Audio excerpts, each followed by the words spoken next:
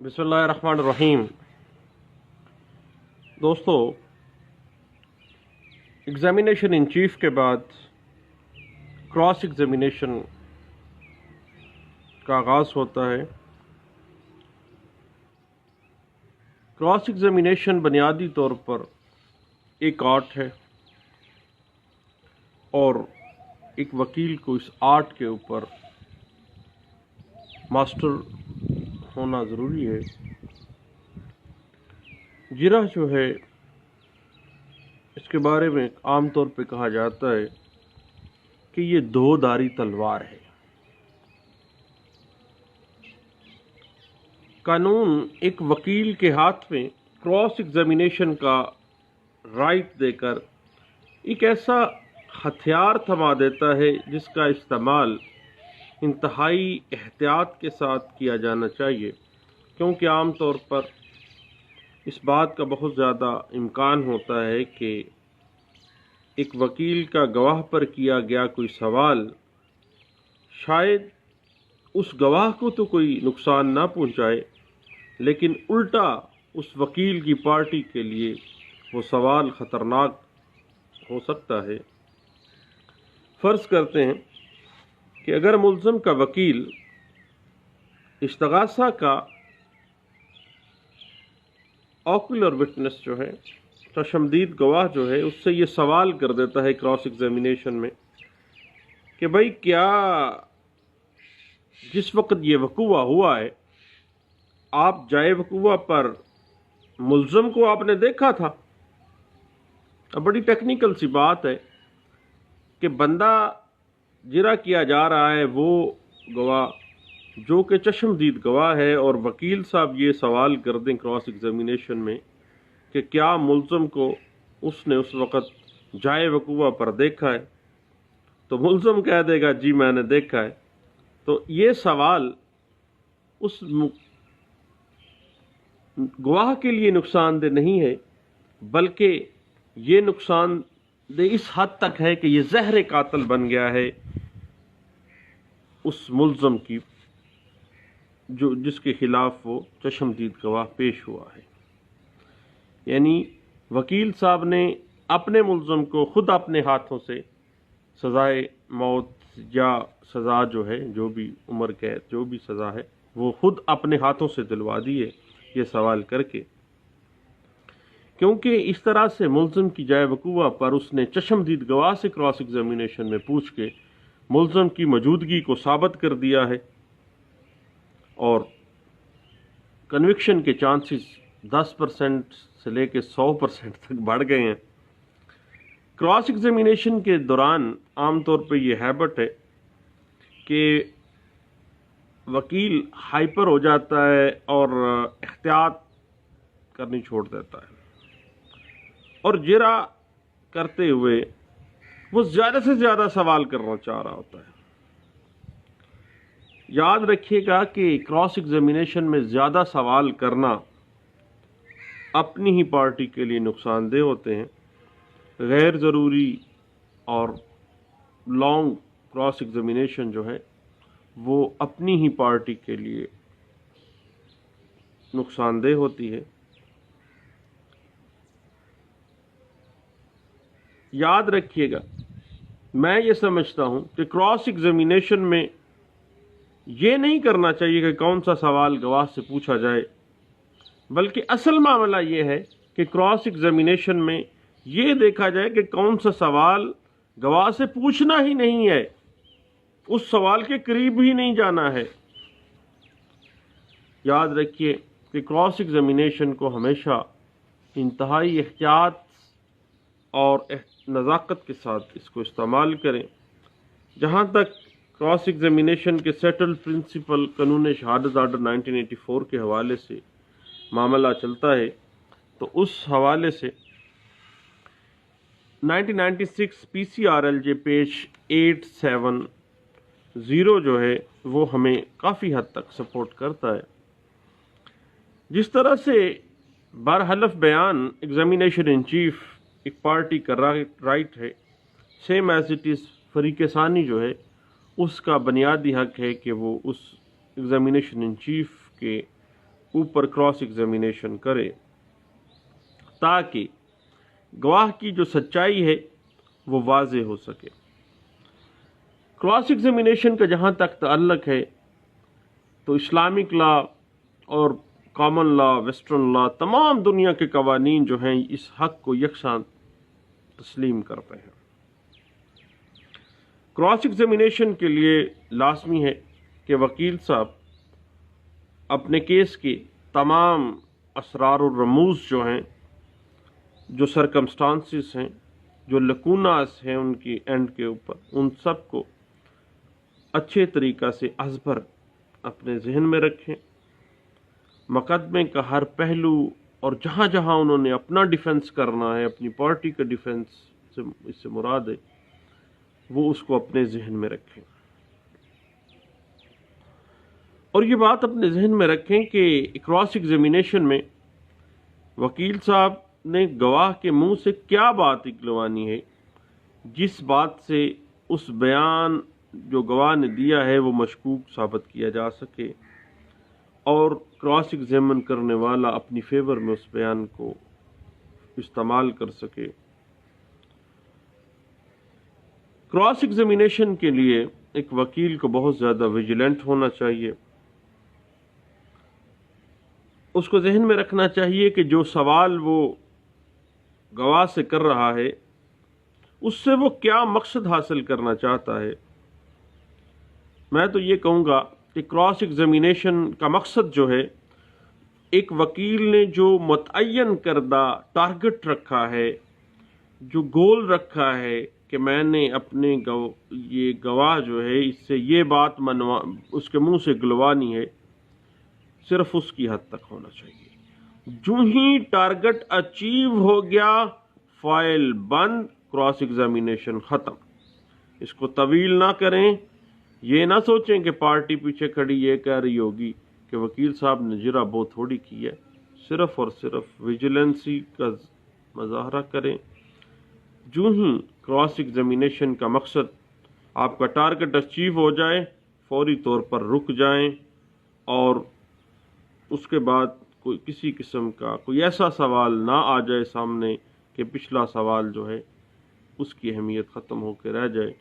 अपना target achieve करें और बस क्रॉस एग्जामिनेशन को वहीं पे बात ख़त्म करते हैं। क्रॉस एग्जामिनेशन में सिर्फ उस बयान पर सवालात करने चाहिए, उन अमूर को ज़ेर बहस लाएं जो गवाह ने अपने बयान में कहे हैं। इस हवाले से 2011 PLD supreme court of Pakistan page 296 जो है वो वाज़ेह कर रही है कि किस तरह से क्रॉस एग्जामिनेशन जो है एक डबल एज वेपन है और किस तरह से ये क्रॉस एग्जामिनेशन करने वाली जो पार्टी है उसको नुकसान किस तरह से दे जाता है। और एग्जामिनेशन इन चीफ का कोई हिस्सा क्रॉस एग्जामिनेशन के बगैर नहीं रहना चाहिए, जिसके मुतालिक पता है कि ये बयान जो है ये गवाह ने झूठा दिया है, क्योंकि गवाह के किसी बयान दिया है गवाह ने उसके किसी हिस्से पर जिरा ना करने का मतलब इस बयान को तस्लीम करने के बराबर है। और एक कोर्ट ये तस्लीम करने पर मजबूर हो जाती है, प्रज्यूम कर लेती है कोर्ट कि वो फैक्ट जिसके ऊपर क्रॉस एग्जामिनेशन नहीं की गई है एग्जामिनेशन इन चीफ का हिस्सा है, तो देन इट मीन के अपोजिट पार्टी जो है उसने इस फैक्ट को तस्लीम कर लिया है। बीसीओ केस लॉज इस गाइडलाइन आपको दे सकते हैं। 2010 PSC सिविल डाइजेस्ट है 1340, 2011 NLR सिविल डाइजेस्ट है 53 नोट है और पेज 67 है। उसके अलावा 1991 SCMR पेज 2300 है, 2011 PLC पेज 167 है। ये सूरत हाल जो है आपके मुकदमे को कमज़ोर कर देती है और बाज़ औक़ात अगर सिविल नेचर मुकदमा है तो उसमें मुल्ज़म को सज़ा हो जाती है। और ये एक ऐसा ज़हर कातिल है एडमिशन जिसको कहा जाता है कि दीवानी अगर सूट है تو دیوانی دعویٰ جات یا ایڈمٹ ہو جاتے ہیں کہ ایڈمیشن کی بنا پر جو بیان دیا اس پہ کراس نہیں کی گئی ہے، ایڈمیٹڈ فیکٹ آ گیا and need not to be proof, then اس پہ دعویٰ ڈگری ہو جاتا ہے۔ اور اسی بات پہ ہی جب آپ احتیاط کے ساتھ کراس ایگزامن کر رہے ہیں ایگزامینیشن چیف کے خلاف، تو دین یاد رکھیے گا کہ دعویٰ خارج بھی ہو جاتا ہے۔ اور ایک اہم بات یہ ہے کہ ڈبل ایج ویپن کو اپنے ٹارگٹ کو اچیو کرنے تک استعمال کریں۔ جو ہی کراس ایگزامینیشن میں آپ کا مقصد حل ہو گیا ہے، مزید کوئی سوال نہ کریں۔ پہلے بھی بات کی کہ کسی مقدمے میں گواہ چشمدید گواہ کے طور پر پیش ہوتا ہے تو آپ اس سے یہ سوال کر سکتے ہیں، ملزم کی موجودگی کے حوالے سے کبھی بھی سوال نہ کریں۔ آپ کا سوال کہ آپ کو اس وقوع کے بارے میں کس نے بتایا تھا؟ گواہ کا جواب آ جاتا ہے کہ تمام وقوع مجھے کمپلیننٹ نے بتایا ہے۔ دین فائلیں بند کر دیں۔ کراس ایگزامینیشن کا جو ٹارگٹ تھا وہ آپ نے اچیو کر لیا ہے۔ جو کریڈیبلٹی آف وٹنس تھی وہ آپ نے شیٹر کر دی ہے۔ جب اس نے آپ کا ٹارگٹ اچیو کروا دیا ہے، چشمدید گواہ یہ کہہ دیتا ہے کہ اس نے تمام وقوع خود اطمین کے اپنی آنکھوں سے نہیں دیکھا بلکہ اس کو مستغیث نے بتایا ہے، تو اس نے کراس ایگزامینیشن میں گویا یہ بات ثابت کر دی ہے کہ وہ ہیئر سے ایویڈنس کا سہارا لے رہا ہے۔ اور آپ کو پتہ ہے کہ سیٹل پرنسپل ہے کہ ہیئر سے ایویڈنس از نو ایویڈنس، یعنی آپ کراس ایگزامینیشن میں ایک بڑا اچھا ٹارگٹ اچیو کر چکے ہیں، آپ یہیں پہ رک جائیں۔ یاد رکھیے گا کہ چشمدید گواہ کے اوپر جب بھی جرا کریں، کراس ایگزامن کریں انتہائی احتیاط کے ساتھ، اور اس کی ایویڈنس کو ہیئر سے ایویڈنس میں جب آپ کنورٹ کرتے ہیں، کسی ڈائریکٹ ایویڈنس کو آپ انڈائریکٹ میں لے جاتے ہیں، تو آپ اچھا ٹارگٹ اچیو کر لیتے ہیں۔ اس حوالے سے میں ریکمینڈ کروں گا کہ 2011 SCMR پیج 1349 ایک بڑا اہم کیس ہے کراس ایگزامینیشن جو کہ چشمدید گواہ کے حوالے سے، اس کو آپ ذرا دیکھ لیں۔ اور کراس ایگزامن کرتے ہوئے وکیل کو اپنے ٹارگٹ کے اوپر توجہ دینی ہے، اور کراس ایگزامن میں گواہ سے ایسے سوال کرنے چاہیے جو مخالف فریق کے موقف کی تردید اور آپ کے موقف کی تائید کریں۔ گواہ سے کبھی بھی مبہم قسم کے سوالات نہیں کرنے چاہیے، کیونکہ واضح سوال کا واضح جواب اور مبہم سوال کا مبہم جواب آ جاتا ہے، آپ کا ٹارگٹ اچیو ہونا بڑا مشکل ہو جاتا ہے۔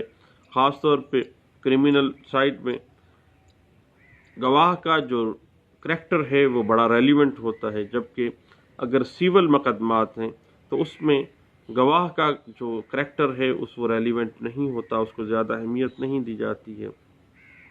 اسی لیے فوجداری مقدمات میں جب کراس ایگزامن کیا جاتا ہے تو کراس ایگزامینیشن کے دوران گواہ کے کریکٹر کے حوالے سے بھی سوال کیے جاتے ہیں، اور اس کو تزکیہ و شہود کے معیار کے اوپر پرکھا جاتا ہے، اور ماضی میں ہونے والی اس کے اوپر FIRs، اس کو سزائیں جو ملی ہیں ان کو پٹ کیا جاتا ہے۔ جھوٹ بولنے، جو اس نے ماضی میں جھوٹ بولے ہیں، جو جھوٹ بولتا رہا ہے، اس کے اوپر جو سزائیں ہوئی ہیں اس کے حوالہ جات اس کو دیے جاتے ہیں۔ معاملہ یہ ہے کہ آپ نے کراس ایگزامینیشن میں گواہ کے بیان کو غیر معتبر قرار دلوانا ہی آپ کا ٹارگٹ ہوتا ہے۔ کراس ایگزامینیشن کرتے وقت جو گواہ آپ کے سامنے ہے اس کے پاسٹ اور اس کے پریزنٹ کے حوالے سے آپ کو زیادہ سے زیادہ انفارمیشن ہونی چاہیے، اور اگر گواہ کے ماضی کا کوئی واقعہ فیکٹ ان ایشو جس کے اوپر جو کنٹروورسی ہے، جو جس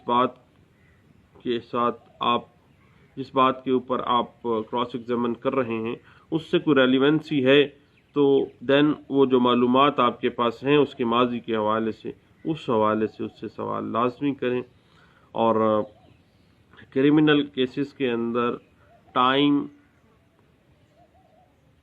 سائٹ یعنی وقت، جگہ تاریخ جو ہے فیکٹ ان ایشو کے اندر بڑا اہم کردار ادا کرتے ہیں کراس ایگزامین کرتے ہوئے. اس لیے جب بھی استغاثہ کی کہانی اور گواہان کے بیانات میں کنٹراڈکشن آپ نے کریٹ کرنی ہے، تضاد پیدا کرنا ہے، تو جگہ، تاریخ اور وقت کے بارے میں سوال اس انداز سے کریں کہ جواب دینے والا آگے پیچھے ہو جائے، اور گواہان کے بیان میں اگر تضاد آ جاتا ہے تو آپ مخالف فریق کے مقدمے کو کمزور کر کے اپنا موقف مضبوط بنا لیتے ہیں، آپ اپنا ٹارگٹ اچیو کر سکتے ہیں. گواہ کے بیان کے اوپر کراس ایگزامن کرنا فریق ثانی کا ایک بنیادی حق ہے. کورٹس کبھی بھی اس حق کو سلب نہیں کرنا چاہتی ہیں، اور کراس ایگزامینیشن کی عدم موجودگی میں انصاف ممکن نہیں ہے. اور کراس ایگزامینیشن کے بغیر کوئی اگر بیان ہے تو ہائر کورٹس جو ہیں، اعلیٰ عدالتیں جو ہیں، وہ ہمیشہ ایسے بیان کو مشکوک سمجھتی ہیں. اس کا مطلب یہ نہیں ہے کہ اجرا کرنے والا فریق جو ہے گواہ کی عزت و ناموس اور اس کے کردار کی دھچیاں بکھیر کے ہی اپنا ٹارگٹ اچیو کر دیتا ہے. اب یاد رکھیے گا، اس حوالے سے پچھلے دنوں ایک کیس کا سامنے آتا ہے، 2012 CMR پیج ہے 954 ہے، اور 1992 MLD پیج 810 ہے. قانون شہادت آرڈر 1984 آرٹیکل 144 کے اندر یہ انٹرپریٹ کیا گیا ہے کہ جو سوالات آپ نے کراس ایگزامینیشن میں کرنے ہیں وہ معقول ہونے چاہیے، اور ان سوالات کے پیچھے کوئی نہ کوئی لاجک ہونی چاہیے. اور جو سوال آپ کراس ایگزامینیشن میں کر رہے ہیں، 134 جو ہے قانون شہادت آرڈر 1984 واضح کر رہا ہے کہ وہ irrelevant نہ ہوں، بلکہ وہ فیکٹ ان ایشو جس کے اوپر آپ ڈسکس کر رہے ہیں، آرٹیکل 134 کہتا ہے کہ وہ اس سے متعلقہ ہونی چاہیے. یہاں تک کہ اگر کسی گواہ کے کریکٹر کے اوپر آپ کو تنقید کرنی ہے تو ٹھوس بنیاد پر ہونی چاہیے. خام خواہ میں کسی کو کے کردار کشی کر کے آپ اپنے ٹارگٹس کو اچیو نہیں کر سکتے. کسی کے اوپر تہمت لگا کے آپ کوئی مار کا نہیں مار سکتے ہیں. یاد رکھیے گا کہ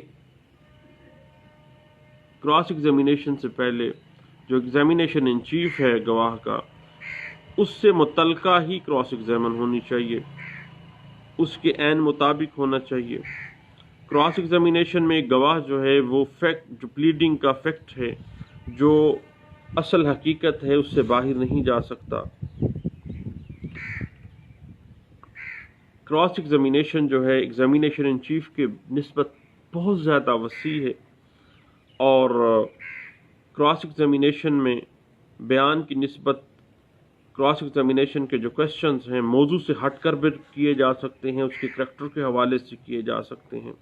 لیکن ایک بات بڑی اہم ہے کہ چونکہ کراس ایگزامینیشن ایک ڈبل ایج ویپن ہے، اور جب بھی آپ نے سوال کرنا ہے تو کراس ایگزامینیشن کے سوالات جو ہیں وہ فیکٹ ان ایشو جو ہے اس کے فیصلے میں مدد کریں. سکینڈل والے سوال، لا معنی سوالات، irrelevant سوال جو ہیں وہ کرنے سے آپ کوئی اچھا ٹارگٹ اچیو نہیں کر سکتے ہیں. کراس ایگزامینیشن کا عمل بڑا نازک ہوتا ہے. وکیل کو بہت محتاط رویہ اختیار کرنا پڑتا ہے. اپنے کیس کو مد نظر رکھتے ہوئے گواہ کے بیان کے اوپر سوال کی سینکٹیٹی کو پیش نظر رکھتے ہوئے آپ نے ذہنی طور پر اس بات کا پورا شعور رکھنا ہے کہ جو سوال گواہ سے کیا جا رہا ہے، اگر اس کا مثبت جواب آ جاتا ہے تو اس کے ایفیکٹس کیا ہوں گے، اور اگر اس سوال کا جواب نیگیٹو آ جاتا ہے تو اس نیگیٹو سوال کا نیگیٹو جو جواب دیا جائے گا اس کا اس مقدمے پہ کیا اثر پڑے گا. یہ بات ہمیشہ یاد رکھیے گا. A question should be put to witness in cross-examination with reference to its effect. جو اس سوال کا جواب آپ کے مقدمے پر اثر اندازی رکھے گا، اس کو ذہن میں رکھتے ہوئے سوال پٹ کیجئے گا۔ یہ ایک ایسا وار ہے جو آپ کے ہاتھوں کو بھی زخمی کر سکتا ہے، اور سوال کا جواب ہی ایک مقدمے کی تقدیر سنوارنے یا ایک مقدمے کی تقدیر بگاڑنے میں بڑا ہی اہم کردار ادا کرتا ہے۔ غلط کیے گئے سوال کے اثرات بعض اوقات اتنے خطرناک اور خوفناک ہو جاتے ہیں کہ ایک غلط سوال کا جواب کسی ملزم کو ڈیفنس ایک وکیل کیا کرے گا، وہ تو خود اپنے ہاتھوں سے اس کو تخت اعدار پر پہنچا دیتا ہے، خود اپنے ہاتھوں سے اس کو پھانسی لگوا دیتا ہے۔ سپریم کورٹ آف پاکستان کے قانون شہادت آرڈر کو اسٹڈی کرتے ہوئے law of evidence by justice Munir Ahmad کو اگر ہم دیکھیں تو اس میں انڈین سپریم کورٹ کے، اس کے علاوہ پاکستان کے قانون شہادت آرڈر 1984 جو ہے اس کو اگر ہم اسٹڈی کریں تو سپریم کورٹ آف پاکستان کے فیصلے پڑھیں، ہائی کورٹس کے فیصلے پڑھیں، جن میں سزا کراس ایگزامینیشن میں غلط سوال پٹ کرنے کی بنیاد کے اوپر غلط جواب آ گیا۔ جیسے میں نے پہلے بھی عرض کی کہ اگر چشمدید گواہ سے یہ پوچھ لیا جائے کہ کیا، گواہ کو پوچھا جائے کہ کیا آپ نے ملزم کو اس وقت وقوع پر دیکھا تھا، وہ کہے گا جی دیکھا تھا، گویا آپ نے خود اپنے ملزم کو یہ سوال کر کے پھانسی کے گھاٹ کے اوپر پہنچا دیا ہے۔ کیونکہ ملزم کے وکلاء جو ڈیفنس کر رہے ہیں ملزم کا، اگر وہ کوئی ایسا سوال کر دیتے ہیں سوچے سمجھے بغیر تو وہ وقوع ایڈمٹ ہو جاتا ہے اور ملزم کنوکٹ ہو جاتا ہے۔ تو دوستو، کراس ایگزامینیشن ایک ایسا ڈبل ایج ویپن ہے جس کو جب بھی استعمال کریں انتہائی احتیاط کے ساتھ، اور یہ ایسا ڈبل ایج ویپن ہے جو کہ آپ کے پارٹی کی گردن اڑا سکتا ہے، بجائے اس کے کہ آپ وکیل ہوتے ہوئے دوسری پارٹی کو فیور کر رہے ہوں۔ لیکن بات ذہن میں رکھیے گا کہ اس حوالے سے بڑا ایک اہم کیسلا ہے، وہ دیکھ لینا چاہیے۔